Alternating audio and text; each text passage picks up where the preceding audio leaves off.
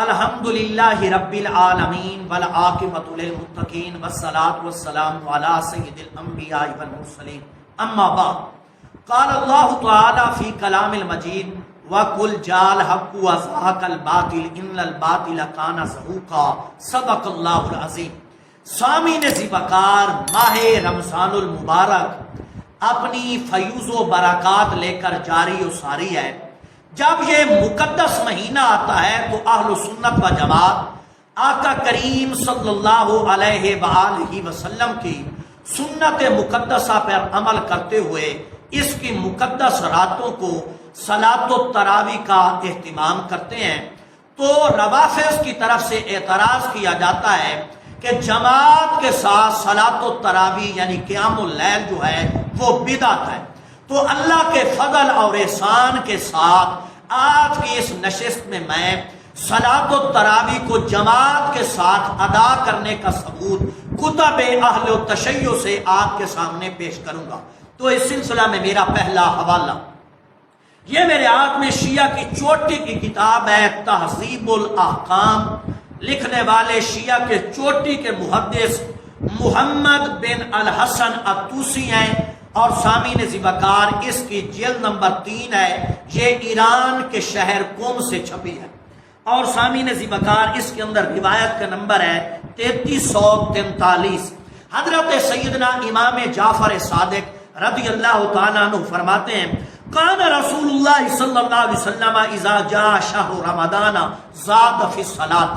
فرماتے ہیں حضرت امام جعفر صادق کہ جب رمضان المبارک کا مہینہ آتا تو آقا کریم صلی اللہ علیہ وآلہ وسلم نماز کا اضافہ فرماتے یعنی قیام اللیل فرماتے، وَأَنَا أَزِيدُ، اور میں بھی اضافہ کرتا ہوں یعنی قیام اللیل کرتا ہوں، فَزِيدُوا، پس تم بھی کیا کرو۔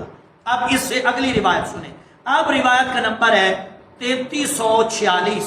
حضرت امام جعفر صادق سے سوال کیا گیا اَيَزِيدُ الرَّجُلُ فِي الصَّلَاةِ فِي رَمَضَانَ فَقَالَ نَعَمْ۔ آپ سے سوال کیا گیا کیا بندہ رمضان المبارک کے اندر نماز کا اضافہ کرے یعنی قیام اللیل کرے؟ فقال نعم، آپ نے فرمایا ہاں۔ ان رسول اللہ صلی اللہ علیہ وسلم قد زادا فی رمضان فی الصلاۃ، کہ آقا کریم صلی اللہ علیہ وسلم بھی نماز کا اضافہ کیا کرتے تھے یعنی قیام اللیل فرمایا کرتے تھے رمضان المبارک کی مقدس راتوں کو۔ اب تیسری روایت سنیں، انشاءاللہ تعالی پچھلی دونوں روایتوں کی وضاحت ہو جائے گی۔ اب روایت کا نمبر ہے سامعین ذیوقار 3360۔ حضرت سیدنا امام حسن عسکری سے سوال کیا گیا کہ ایک بندہ کہتا ہے کہ آقا کریم صلی اللہ علیہ وآلہ وسلم جتنی نماز غیر رمضان میں پڑھتے تھے اتنی نماز ہی رمضان المبارک کے اندر ادا کیا کرتے تھے، یعنی اضافہ قیام اللیل صلاۃ التراویح کا نہیں کیا کرتے تھے۔ دوبارہ سنیں سوال، پھر میں جواب آپ کی سماعتوں کی نظر کرتا ہوں۔ امام حسن عسکری سے سوال کیا جا رہا ہے کہ ایک بندہ روایت کرتا ہے اور کہتا ہے کہ آقا کریم صلی اللہ علیہ وآلہ وسلم جتنی نماز غیر رمضان کے اندر پڑھتے تھے اتنی ہی رمضان کے اندر ادا کرتے تھے، یعنی کسی قسم کا قیام اللیل کا صلاۃ التراویح کا اضافہ نہیں کیا کرتے تھے۔ تو جواباً حضرت سیدنا امام حسن عسکری ارشاد فرماتے ہیں کہ وہ غلط کہتا ہے، وہ جھوٹ بولتا ہے، اور جواب ارشاد فرماتے ہیں سال فی کل لیلۃ من شہر رمضان 20 رکعت، کہتے ہیں بلکہ تو پڑھا کر 20 رکعت نماز تراویح، 20 رکعت نماز تراویح رمضان المبارک کی مقدس راتوں کو۔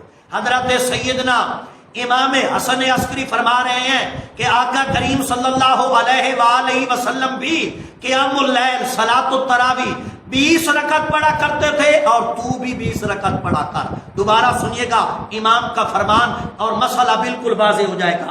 آپ نے فرمایا سال، حکم دے رہے ہیں، امر کا صیغہ ہے، پڑھا کر فی کل لیلۃ، ہر رات کو رمضان المبارک کی، من شہر رمضان 20 رکعتن، 20 رکعتیں آقا کریم صلی اللہ علیہ وآلہ وسلم بھی 20 رکعت پڑھا کرتے تھے، اور امام بھی فتویٰ دے رہے ہیں کہ اس مقدس راتوں کو، ان مقدس راتوں کو چاہیے کہ 20 رکعت نماز تراویح جو ہے وہ پڑھی جائے۔ اب اگلی روایت سنیں، انشاءاللہ تعالی مسئلہ مزید واضح ہو جائے گا۔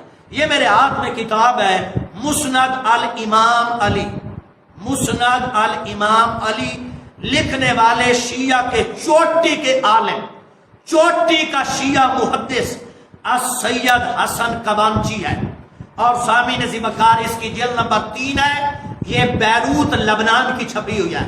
سامعین ذی وقار اہل سنت کا عالم نہیں لکھ رہا، چوٹی کا شیعہ مجتہد مفسر اور محدث لکھ رہا ہے، السید حسن کبانچی لکھ رہا ہے، اور اس کی جلد نمبر 3 ہے، اور سامعین ذی وقار اس کے اندر روایت کا نمبر ہے 2731۔ حضرت علی المرتضیٰ شیر خدا رضی اللہ تعالیٰ عنہ کا فرمان علی شان نقل کرتا ہے، لکھتا ہے کان علی بن ابی طالب یامر الناس بقیام شہر رمضان، کہ جب رمضان المبارک کا مہینہ آتا تو حضرت علی المرتضیٰ شیر خدا رضی اللہ تعالیٰ عنہ لوگوں کو قیام اللیل یعنی صلاۃ التراویح کا حکم دیا کرتے تھے۔ دوبارہ سنیں، اہل تشیع کی چوٹی کی کتاب سے پڑھ رہا ہوں، اور چوٹی کا شیعہ محدث السید کبانچی لکھ رہا ہے، سامعین ذی وقار، اور روایت کا نمبر ہے 2731۔ کیا لکھتا ہے؟ کان علی بن ابی طالب، حضرت مولا علی شیر خدا، کان علی بن ابی طالب یامر الناس، لوگوں کو حکم دیا کرتے تھے بقیام شہر رمضان، کہ وہ رمضان کے اندر کیا کریں؟ قیام کریں، صلاۃ اللیل پڑھیں، صلاۃ التراویح ادا کریں۔ پھر اگلے الفاظ سامعین روایت کے توجہ سے سنیں، راوی کہتا ہے یجعل للرجال اماما وللنساء اماما، اور حضرت علی المرتضیٰ حکم دیتے اور متعین کرتے مردوں کی امامت کے لیے بھی ایک بندے کو اور عورتوں کی امامت کے لیے بھی ایک بندے کو۔ حضرت علی المرتضیٰ تراویح کا جماعت کے ساتھ اہتمام کرتے تھے، تراویح کا جماعت کے ساتھ حضرت مولا علی شیر خدا اہتمام کرتے تھے۔ دوبارہ الفاظ سنیں، فرماتے ہیں یجعل للرجال اماما وللنساء اماما، حضرت علی المرتضیٰ شیر خدا مردوں کے لیے بھی کیا کرتے؟ امام مقرر کرتے، اور عورتوں کے لیے بھی کیا کرتے؟ امام مقرر کرتے۔ یہ مولا علی المرتضیٰ شیر خدا رضی اللہ تعالیٰ عنہ کا میں نے فرمان علی شان پڑھا کہ حضرت علی المرتضیٰ تراویح پڑھنے کا حکم بھی ارشاد فرماتے تھے، اور مردوں کے لیے بھی امام مقرر کرتے تھے، اور عورتوں کے لیے بھی حضرت علی المرتضیٰ امام مقرر کیا کرتے تھے۔ الحمدللہ، اور شیعہ محدث نے اس روایت کو لکھنے کے بعد سامعین کوئی جرح بھی نہیں کی، الحمدللہ الحمدللہ۔ اب اس سے اگلا حوالہ، یہ میرے ہاتھ میں شیعہ کی حدیث کی چوٹی کی کتاب ہے الفروع من الکافی، جلد نمبر 3 ہے، لکھنے والا ہے محمد بن یعقوب الکلینی، اور سامعین ذی وقار یہ کتاب بھی ایران کے شہر قم کی چھپی ہوئی ہے، اور اس کے اندر روایت کا نمبر ہے 5552۔ شیعہ محدث روایت کرتا ہے ابراہیم بن ابی بلال سے، ابراہیم کہتا ہے قال صلیت خلف الرضا، کہتا ہے کہ میں نے امام رضا کے پیچھے نماز پڑھی فی المسجد الحرامی، مسجد حرام کے اندر، اور سامعین نماز کون سی تھی یہ بھی سننا توجہ سے، کہتا ہے صلاۃ اللیلی، صلاۃ اللیلی، رات کی نماز جس کو قیام اللیل بھی کہتے ہیں اور تراویح بھی کہتے ہیں۔ سامعین ذی وقار شیعہ محدث محمد بن یعقوب الکلینی صحیح سند کے ساتھ ابراہیم سے روایت کر رہا ہے، ابراہیم شیعہ راوی کہتا ہے قال صلیتو، کہتا ہے میں نے نماز پڑھی خلف الرضا، امام رضا کے پیچھے، فی المسجد الحرامی، مسجد حرام کے اندر، صلاۃ اللیل، قیام اللیل، رات کی نماز، کون سی نماز جس کا دوسرا نام صلاۃ التراویح ہے۔ الحمدللہ۔ اب سامعین ذی وقار اس سے اگلا حوالہ، یہ میرے ہاتھ میں پھر شیعہ کی حدیث کی چوٹی کی کتاب ہے بہار الانوار، بہار الانوار ملا باقر مجلسی کی، سامعین ذی وقار اس کی جلد نمبر 86 ہے، اور اس کا صفحہ نمبر ہے 377۔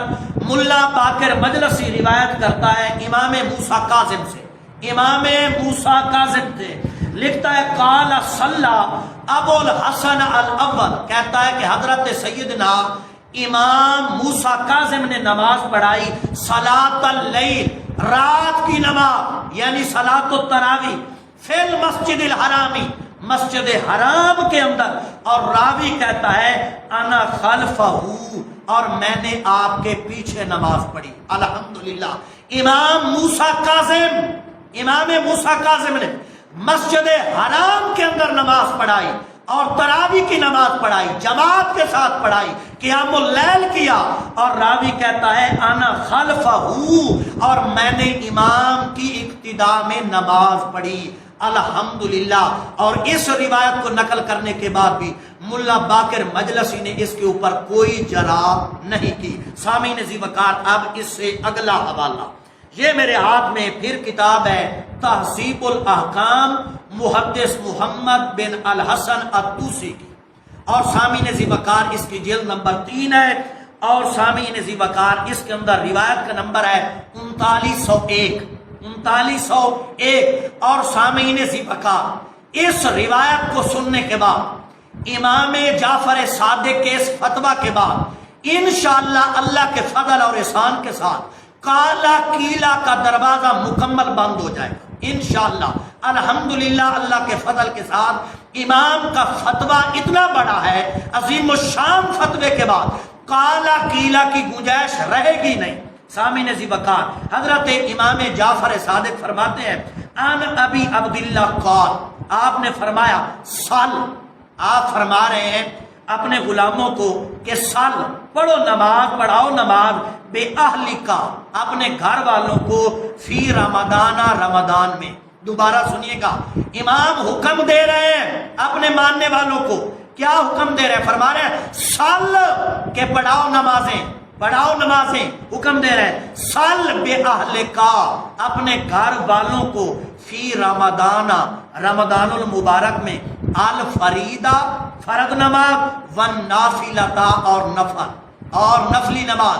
امام جعفر صادق فرما رہے ہیں اپنے ماننے والوں کو، اپنے ماننے والوں کو فرما رہے ہیں کہ پڑھا کرو نماز جماعت کے ساتھ، رمضان کے اندر فرض بھی اور نفل بھی۔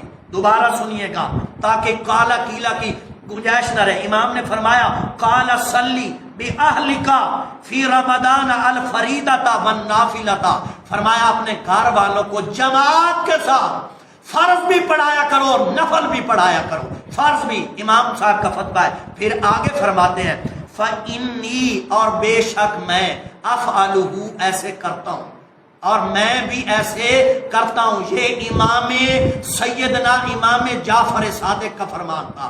وہ اپنے ماننے والوں کو کہہ رہے ہیں، آپ فتویٰ دے رہے ہیں کہ رمضان المبارک کے اندر کیا کرو، فرض بھی جماعت کے ساتھ پڑھو اور نوافل کو بھی کیا کرو، جماعت کے ساتھ پڑھو، اور فرماتے ہیں میں ایسا ہی کرتا ہوں۔ الحمدللہ۔ اس سے اگلا حوالہ، یہ میرے ہاتھ میں چوٹی کی شیعہ کی کتاب ہے شرح نہج البلاغہ، شرح نہج البلاغہ، بیروت لبنان کی چھپی ہوئی ہے، اور سامعین ذی وقار لکھنے والے ہیں شیعہ کے چوٹی کے محدث ابن ابی الحدید، اور اس کا صفحہ نمبر ہے 287۔ لکھتے ہیں ان علی علیہ السلام خرج لیلا فی شہر رمضان، کہ حضرت علی المرتضیٰ شیر خدا رمضان المبارک کے اندر آپ مسجد کے اندر تشریف لائے۔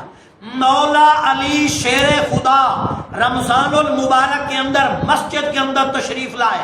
شیعہ محدث ابن ابی الحدید لکھ رہا ہے، اور آپ نے آ کر کیا دیکھا، والمسلمون یصلون التراویح، آپ نے آ کر دیکھا کہ مسجد روشن ہے اور مسلمان تراویح پڑھ رہے ہیں، نماز تراویح ادا کر رہے ہیں۔ دوبارہ الفاظ سنیں، والمسلمون یصلون التراویح، والمسلمون یصلون التراویح، والمسلمون یصلون التراویح، اور مسلمان کیا کر رہے تھے، نماز تراویح ادا فرما رہے تھے۔ اب اگر بدعت ہوتی تو حضرت مولا علی شیر خدا آ کر منع فرما دیتے، لیکن حضرت مولا علی شیر خدا جب آئے اور آ کر خوش ہو گئے، اور خوش ہو کر کیا ارشاد فرمایا، توجہ سے سنیے گا شیعہ سنی دوست، توجہ سے سنیے گا۔ فقالا، حضرت علی المرتضیٰ نے فرمایا، نور اللہ قبر عمر، اللہ تعالیٰ عمر کی قبر کو روشن کرے، کما نورا، جیسا کہ اس نے روشن کر دیا ہے مساجدنا، ہماری مسجدوں کو۔ آپ نے آ کر تراویح کو بند نہیں کروایا، اگر بدعت ہوتی تو مولا علی سکوت کبھی نہ کرتے اور آ کے کیا کرتے، نماز تراویح کو رکوا دیتے، بلکہ آپ خوش ہوئے اور کیا فرمایا، فقالا نور اللہ قبر عمر، اللہ تعالیٰ عمر کی قبر کو روشن کرے، کما نورا، جیسا کہ اس نے روشن کر دیا ہے مساجدنا، ہماری مساجد کو۔ سامعین ذی وقار، یہ 6 حوالے میں نے آپ کے سامنے شیعہ کتب سے پیش کیے۔ انشاءاللہ تعالی آنے والی نشست کے اندر میں مزید حوالہ جات بھی آپ کے سامنے پیش کروں گا، اور شیعہ جتنے بھی نماز تراویح کے اوپر اشکالات پیش کرتے ہیں، اعتراضات کرتے ہیں، انشاءاللہ تعالی ان کا مفصل جواب بھی آپ کی سماعتوں کی نظر کروں گا۔ وما علیہ الا البلاغ۔